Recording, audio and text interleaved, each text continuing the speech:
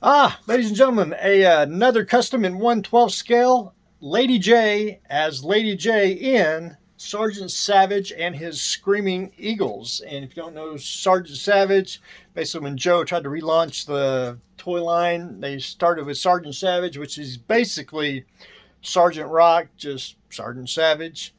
They had a direct-to-TV movie at the time, or a couple two-part episode, and it's where you get to meet Savage and his Screaming Eagles, which is Sergeant Rock and Easy Company, if you really want to get down to it. But there's actually three Joes in the show. There was General Hawk, there was Doc, and Lady Jaye. And Lady Jaye is not recognizable as Lady Jaye. Now, when I try to do, especially the customs in the Joes, I try to do figures that I'm pretty sure that they won't repaint. Now, sometimes they actually do, and I like to compare what I've done, but I try to put different customs into my collection just to make it a tad bit different.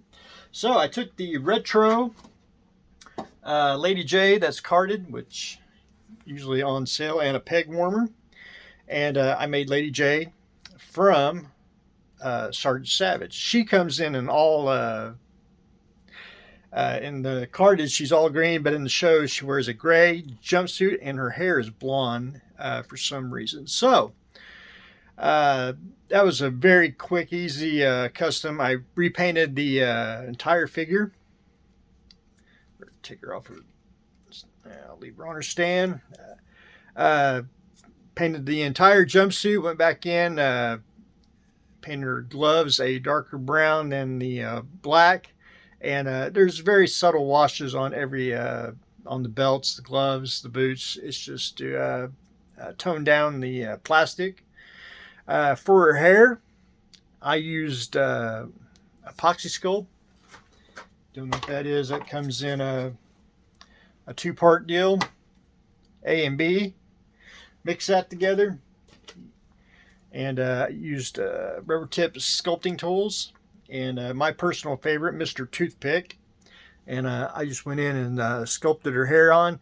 Now, I wanted to not copy the cartoon, and I wanted to keep the classified style. I wanted the reminiscence of the cartoon, but I also wanted the classified style of the figures, so it would stay in line with the rest of the figures that come out in the line. But anyway, a very, very quick paint job, almost like an Adam Savage one-day build. So after I painted her jumpsuit, and again,